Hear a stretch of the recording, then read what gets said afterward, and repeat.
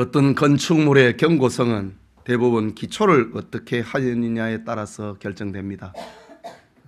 겉으로 보기에는 아무리 웅장하고 아름다워도 그 기초가 튼튼하지 않으면 비바람이 몰아칠 때에 문제가 생기고 무너지고 말 것입니다. 이것은 우리의 신앙생활에도 마찬가지입니다. 견고한 신앙의 기초는 시련과 환난의 때에 흔들리거나 금이 가지 않고 무너지지 않을 것입니다. 견고한 신앙의 기초는 구원과 평안과 천국의 세계로 인도할 것입니다. 그렇다면 기독교의 견고한 기초는 무엇일까? 사도신경에 고백하고 있는 대로 하나님의 창조와 성령으로 잉태되고 출생한 예수 그리스도, 그의 대속의 죽으심과 부활, 그리고 성령의 강림과 그리스도의 영광스러운 재림, 이것이 교회의 견고한 기초입니다. 이것은 기독교의 절대성과 안전성과 우월성을 말하는 것입니다. 세상의 어떤 종교도 흉내낼 수 없는 기독교만이 가지고 있는 특징을 우리는 사도신경 예배 시간마다 고백을 하고 있는 겁니다. 오늘은 기독교의 절대적 특성 가운데 하나인 부활에 대한 메시지를 받고자 합니다.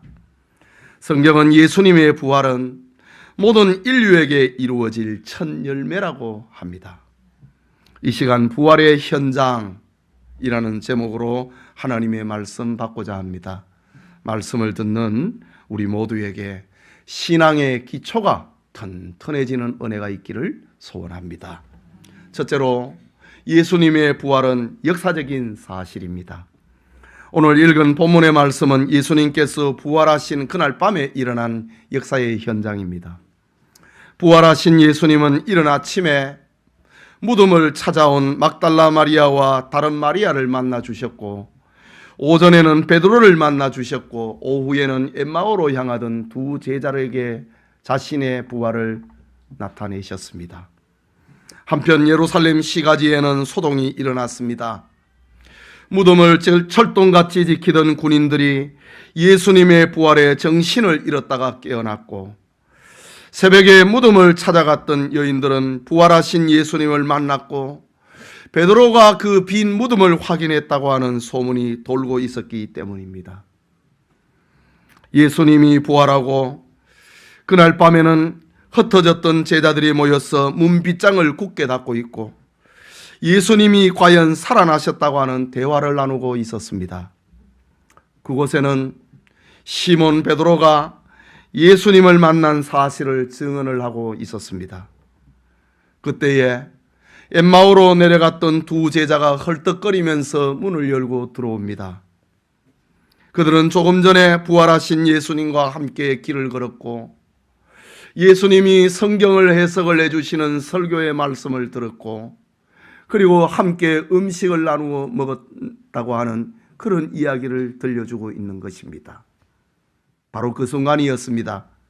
갑자기 부활하신 예수님께서 신령한 몸을 입고 제자들 가운데 나타나신 겁니다. 제자들은 놀랍고 무서웠습니다. 의심이 되었습니다. 이것은 실체가 아니고 영이다, 유령이다 라고 생각하기까지 했습니다. 그때 주님은 말씀하십니다. 어찌하여 두려워하며 어찌하여 마음에 의심이 일어나느냐 라고 말씀하십니다. 그리고 내 손과 발을 보고 나인 줄 알라. 또 나를 만져보라. 영은 살과 뼈가 없으되 너희 보는 바와 같이 나는 있느니라 라고 말씀하심으로 자신의 부활의 실체임을 말씀하셨습니다.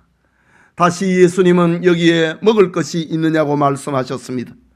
이것은 예수님께서 배가 고파서 먹을 것을 달라는 것이 아니고 자신의 부활, 뼈와 몸을 가지고 있는 예수님의 실체적인 부활, 그것을 알리기 위해서 먹을 것이 있느냐고 말씀하셨습니다.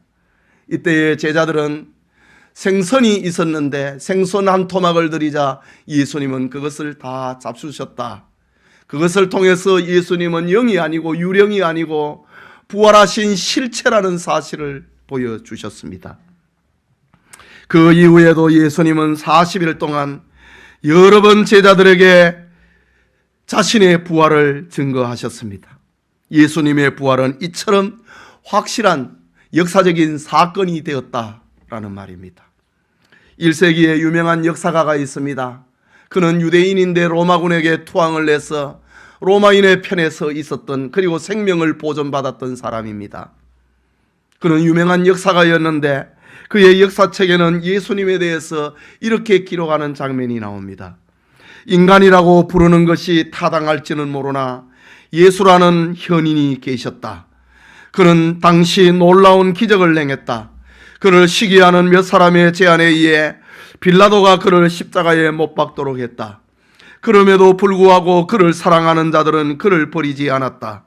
거룩한 선지자들이 그에 관하여 수만 가지로 예언을 하였고 스스로 말했듯이 그는 죽은 지 3일 만에 다시 살아나셨다. 자기 사람들에게 나타나셨다. 그 이름을 따라 붙여진 그리스도인들은 그 이후에도 결코 사라지지 않았다. 역사적인 기록에 이렇게 써놓고 있는 것입니다. 이처럼 성경과 역사적인 기록은 예수님의 부활의 사실성, 역사성을 입증을 하고 있다라는 사실입니다.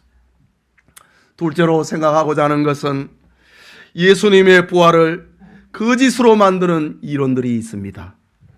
예수님의 부활로 말미암아 예루살렘 거리에는 소동이 일어났습니다. 그러자 대제사장과 서기관들은 긴급 회의를 소집하지 않을 수가 없었습니다. 예수님의 부활 소문이 현실이 되어버렸기 때문입니다. 그러나 그들은 사탄의 지혜와 미혹에 따라서 재빨리 결론을 맺었습니다. 그것은 인간의 마음에 잠재되어 있는 의심이라고 하는 것을 활용하기로 한 것입니다. 부활의 현장의 목격자들인 군인들에게 신분 보장을 약속을 하고 그들에게 많은 돈을 지어주었습니다. 그리고 예루살렘 거리로 뛰쳐나가서 거짓 소문을 퍼뜨리라 라고 합니다. 그 결과 예루살렘 거리에는 예수님의 이 부활의 사실 앞에 진실과 거짓 소문이 뒤섞이게 되는 것입니다. 그렇다면 부활의 진실을 덮었던, 당시에 부활의 진실을 덮어버리려고 했던 거짓 소문은 어떤 것이 있을까? 세 가지만 생각을 해보고자 합니다. 하나는 도적설입니다. 마태복음 28장 13절에서 15절에 나타났듯이 너희는 말하기를 그의 제자들이 밤에 와서 우리가 잘 때에 그를 도둑질하여 갔다 하라. 만일 이 말이 총독에게 들리면 우리가 권하여 너희로 근심하지 않게 하리라 하니 군인들이 돈을 받고 가르친 대로 하였으니 이 말이 오늘날까지 유대인 가운데 두루 퍼지니라 라고 했습니다. 자, 이런 새벽에 예수님이 부활하셨습니다. 이 부활의 현장에 무덤을 지키던 군인들은 기절을 하고 말았습니다. 시간이 얼마가 지나고 난 다음에 그들은 깨어났습니다. 그들 중에 몇이 대제사장에 있는 관저로 그들은 뛰쳐갔습니다. 예수님이 부활하셨다라는 사실을 군인들이 대제사장과 서기관들에게 말을 합니다. 이제 큰일 난 것입니다. 그러나 사탄의 꿰매 빠져있는, 미혹에 빠져있는 대제사장들이 성도들의 연보인 성전의 연보를 그들의 손에 쥐어주면서 우리 말을 들으라. 우리가 잠을 잘 때에 예수님의 제자들이 예수님의 시체를 훔쳐서 도적을 해갔다. 이 소문을 퍼뜨려라. 만일 너희의 신분에 총독이 신문을 하면은 우리가 너희의 신분을 보장할 것이다. 걱정하지 말라. 돈을 지어주면서 이렇게 거짓말을 시켰습니다. 예수님은 평소에 자신의 부활을 말씀하셨습니다. 이것을 알고 있는 대제사장들과 서기관들은 혹시 제자들이 예수님의 시신을 훔쳐가고 부활의 소문을 퍼뜨릴까 염려가 되어서 특수군원을 동원을 하여서 예수님의 무덤을 지키도록 했습니다. 반면에 예수님의 체포와 십자가 죽음에 제자들은 도망을 치고 부인을 하고 저주를 했습니다. 그런 제자들이 무슨 용기로 군인이 지키고 있는 예수님의 무덤에서 시체를 훔쳐갈 수 있단 말입니까? 그리고 제자들이 예수님의 그 시체를 훔쳐갖고 어디에다 쓰겠다고 말입니까? 도적설, 예수님의 제자들이 훔쳐갔다라는 이 도적설은 예수님의 부활을 덮고자 하는 사탄이 사람들을 미혹을 하여서 일으킨 거짓 계획이었던 것입니다. 또 하나는 기절설이라고 하는 것이 있습니다. 이 말은 예수님께서 십자가에서 완전히 죽으신 것이 아니라 놀래가지고 기절을 했다가 3일 만에 깨어났다고 하는 겁니다. 기절을 했다가 3일 만에 깨어나서 그 예수님이 무덤의 문을 열고 밖으로 도망을 쳤다고 하는 말입니다. 터무니없는 거짓말입니다. 그 무덤의 큰 돌문은 안에서는 열 수가 없습니다. 밖에서도 장정 몇이 있어야 겨우 돌을 옮길 수 있는 그런 무덤의 구조입니다. 죽음을 확인하기 위하여서 로마의 군인들은 예수님의 옆구리에 창을 찔렀습니다. 십자가에 달아놓은 지 6시간이 지나고 난 다음에 말입니다. 십자가에 달린 예수님의 옆구리에서 물과 피가 다 쏟아져서 숨이 끊어졌고 내 영혼을 아버지의 손에 의탁하나이다 라는 말씀을 남기면서 운명하셨습니다. 이것을 군인들이 확인했습니다. 예수님이 십자가에서 기절만 했다고 하면은 그것은 빌라도 총독과 사형을 집행을 했던 백부장과 로마 군인들의 직무유기가 되는 것입니다. 뿐만 아니라 대제사장들과 서기관들이 예수님을 십자가에 못 박아 죽이라고 혈안이 되었고 그렇게 공을 들이고 그 광경을 직접 보기 위하여서 십자가의 현장에 있었는데 그들이 예수님의 기절만 시켰다고 하는 것은 있을 수 없는 거짓말입니다. 예수님의 부활을 거짓으로 만들기 위한 사탄의 계략이었던 것입니다. 그리고 또 하나는 환상설입니다. 이것은 부활의 사실을 더 이상 막을 수 없는 지경이 되어버렸습니다. 그러자 대제사장들과 서기관들은 말을 꾸며서 만듭니다. 예수님의 제자들이 예수님을 너무나 그리워한 나머지 환상을 보았다고 하는 것, 헛것을 보았다고 하는 것입니다. 이유는 당시의 예수님의 부활은 누구도 부인할 수 없는 사실이 되어버리자 시간이 지나자 그건 환상이다. 이런 말로 돌려놓았습니다. 예수님의 부활을 목격을 한 사람은 한두 사람이 아닙니다. 어떤 사람은 예수님과 함께 식사를 했고 어떤 사람은 예수님과 함께 길을 걸었고 어떤 사람은 예수님으로부터 성경을 내서가는 설교를 들었고 이렇게 예수님의 부활은 확실한 사실이 되었습니다. 뿐만 아니라 예수님의 부활의 목격자들은 한결같이 변화가 됩니다. 비겁한 사람에게서 용기 있는 사람으로 변했습니다. 두려워하는 사람에게서 담대한 신앙인으로 변했습니다. 예수님의 부활을 목격한 사람은 누구든지 확신과 기쁨과 평안 속에서 살게 되었던 것입니다. 그러니 예수님의 부활을 덮으려고 하는 사탄의 계략은 자기의 뜻을 이룰 수가 없는 것이지요. 마지막으로 생각하고자 하는 것은 예수님의 부활은 장차 우리의 모습을 알려주는 사실입니다.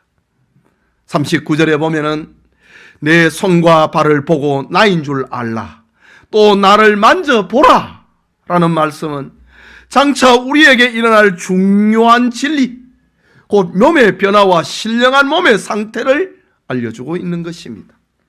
그렇다면 신령한 몸의 상태는 어떤 것일까?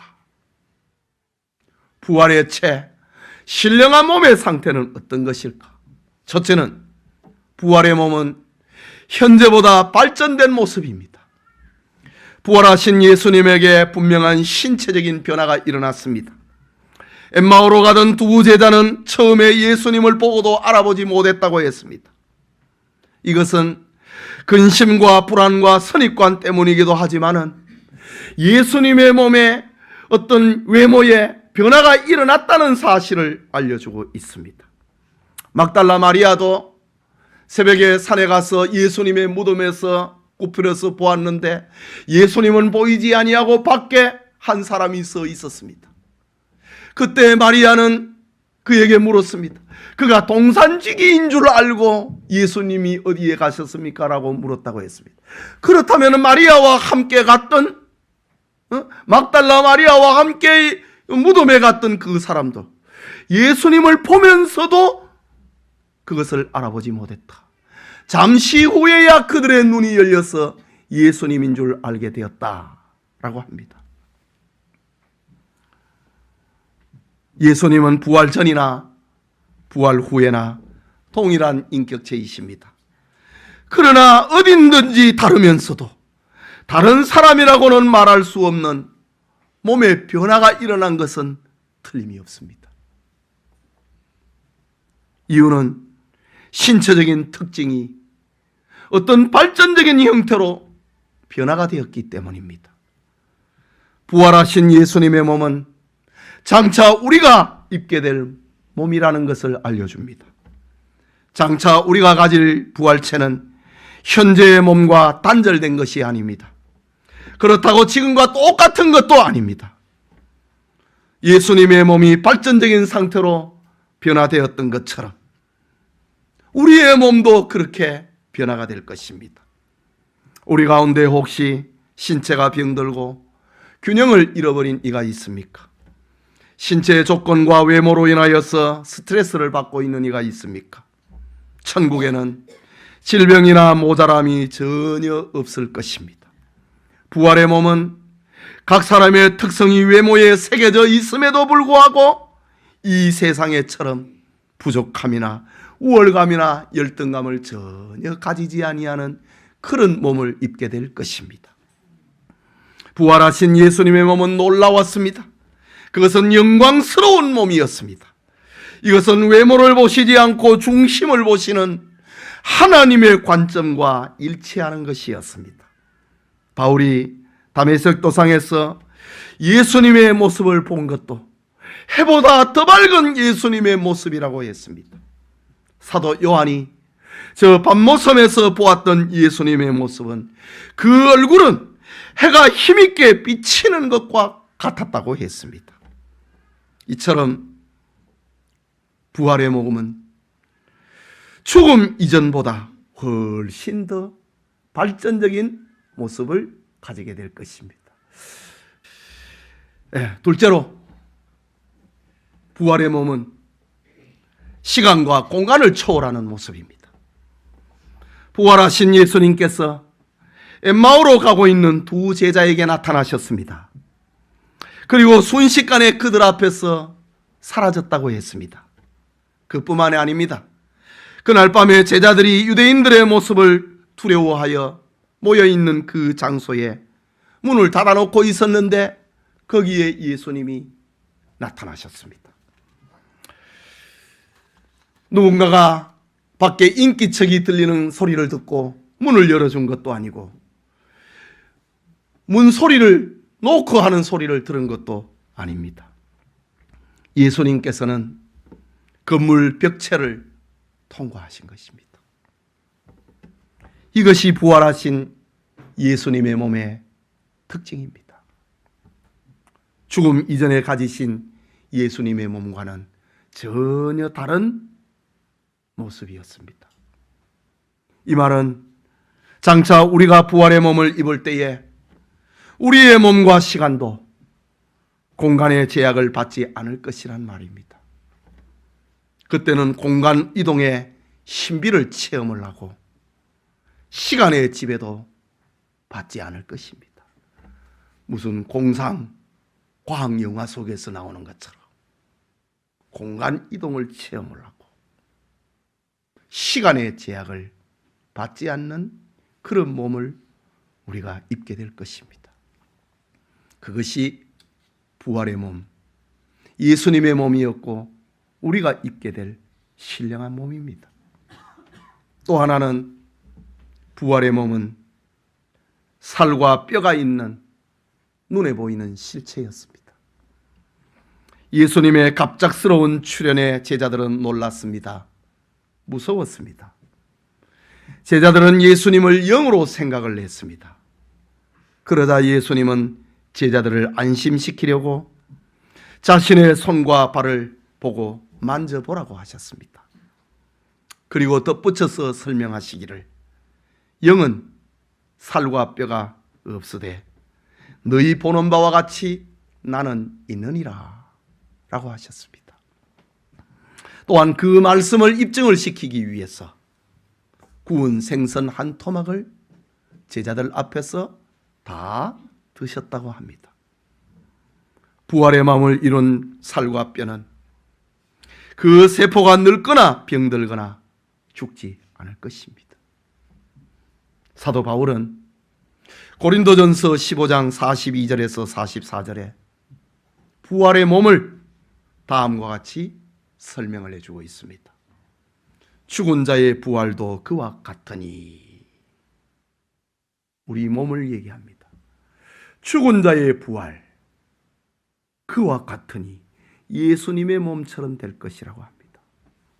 그러면서 썩을 것으로 심고 썩지 아니할 것으로 다시 살며 욕된 것으로 심고 영광스러운 것으로 다시 살아나며 약한 것으로 심고 강한 것으로 다시 살아나며 육의 몸으로 심고 신령한 몸으로 다시 살아나나니 육의 몸이 있은즉 또한 영의 몸도 있느니라 라고 했습니다.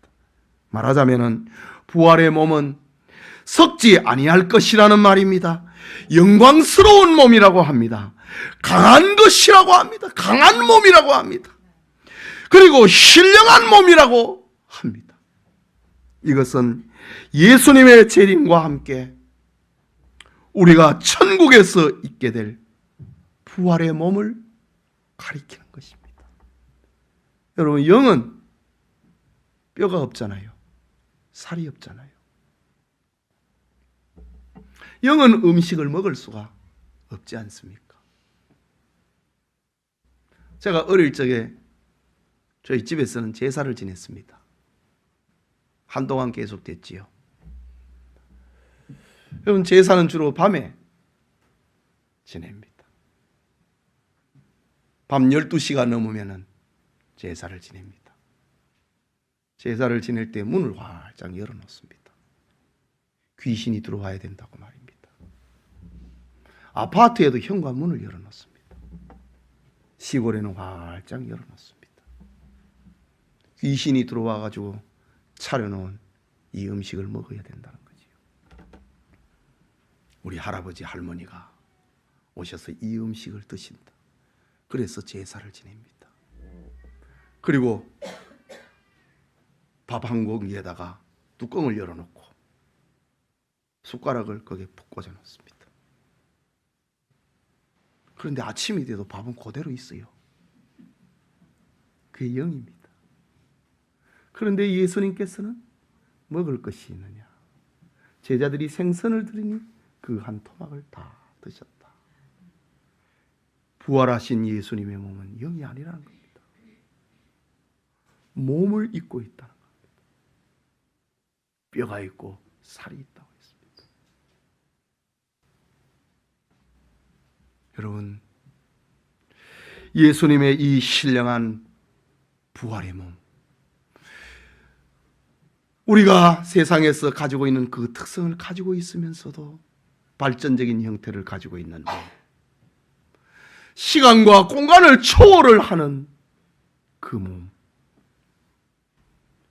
살과 뼈가 있는 이 몸, 이 신령한 몸을 인간의 언어로 어떻게 다 설명할 수가 있겠습니까? 여러분, 손톱보다도 작은 조그만한 반도체에 수십만 권의 책을 저장을 하는 이 원리를 우리가 다 알고 다 이해하고 컴퓨터와 저장 장치를 사용하고 있습니까? 아닙니다. 아무리 봐도 신기할 뿐입니다. 그러나 믿습니다. 그래서 저는 어제도 설교를 컴퓨터로 타이핑하고 인쇄를 하고 저장을 했습니다. 그리고 안전을 위해서는 작은 메모리에 백업을 해두었습니다. 제가 가지고 있는 지식으로는 너무 신기하고 놀라울 뿐입니다. 하지만 저는 믿고 사용을 합니다. 여러분도 그렇지 않습니까? 인간의 과학 문명인 반도체와 컴퓨터가 이 정도인데 하나님이 하시는 일이 얼마나 위대하겠습니까? 하나님이 하시는 영광스러운 부활의 몸을, 이 우리 인간의 몸을 가지고, 언어를 가지고 어떻게 다 설명을 할 수가 있겠습니까? 단지 믿고 영광스러운 몸을 입게 될 그날을 기다리고 예수님의 재림을 사모하고 살 뿐입니다. 이것을 믿을 수 있다고 하는 것이 신비합니다. 이것이 믿어진다고 하는 사실이 신비입니다. 세상의 수많은 사람들이 안 믿고 역사적인 사실 앞에도 그것을 덮어버리고 있는데, 우리는 이것이 믿어진다고 하는 사실이 얼마나 신비스럽습니까? 그래서 성경은 믿음이라고 하는 것은 세상으로부터 온 것이 아니고 하나님의 선물이라 라고 했습니다. 여러분, 이것이 믿어지십니까? 여러분은 하나님으로부터 선물을, 믿음을 선물로 받으신 것입니다. 예배드리는 성도 여러분, 예수 그리스도의 부활은 대속의 죽음과 더불어 우리의 신앙에 흔들릴 수 없는 기초입니다. 그런데 안타까운 일이 있습니다. 1세기에 예수님을 십자가에 못 박은 대제사장과 서기관들이 예수님의 이 사실을 덮으려고 거짓을 퍼뜨리고 거짓에 오염된 사람이 있었듯이 오늘날에도 이런 일이 벌어지고 있다는 사실입니다.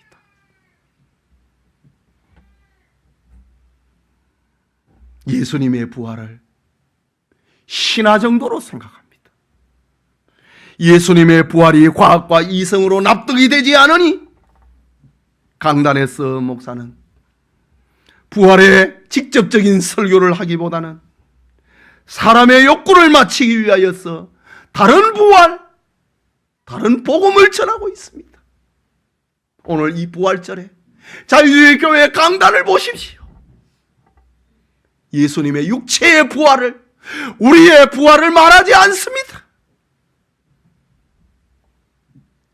기독교 진리의 근본인 예수님의 육체적인 부활이 믿어지지 않으니 그것을 윤리적으로 해석을 해서 이웃을 사랑하자고 예수님의 부활을 이렇게 돌려놓습니다. 오래전에 저 북한에 가서 부활절 설교를 했던 어떤 목사는 부활의 아침이 이 북한에도 있기를 원한다. 먹을 양식과 풍성한 삶이 여기에도 있기를 원한다. 이런 설교를 합니다. 예수님의 육체적인 부활이 믿지 않고 믿어지지 않으니 정치적으로 해석을 해서 민주화 운동에다가 적용을 합니다. 예수님의 육체적인 부활이 믿어지지 않으니 사회학적으로 해석을 해서 가난과 억압에서 벗어나 복지와 분배를 이루자고 말을 합니다. 이것이 부활의 메시지인데 다른 부활, 다른 복음인 것입니다. 물론 이웃사랑과 민주화와 복지나 분배, 이것은 우리의 삶에 소중한 것입니다. 그러나 예수님은 인간의 육체적인 욕구를 위하여서, 세속적인 욕구를 충족시키기 위해서 부활하신 것이 아닙니다. 그 예수님께서 말씀하시기를 내 나라는 이 세상에 속한 것이 아니라고 했습니다. 민주화를 하는 것이 내 나라가 아니라고 하는 말입니다.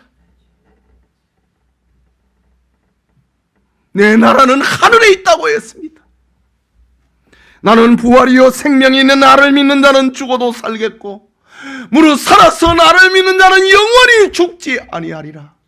이것이 부활의 복음인 것입니다.